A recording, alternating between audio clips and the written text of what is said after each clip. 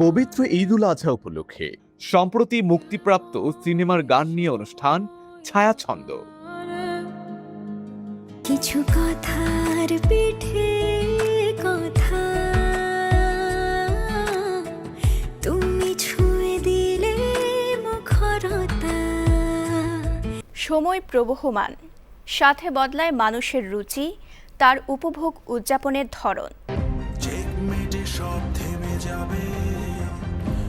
দেখবেন ঈদের দ্বিতীয় দিন বিকাল 4:50 বাংলাদেশ টেলিভিশন চট্টগ্রামে।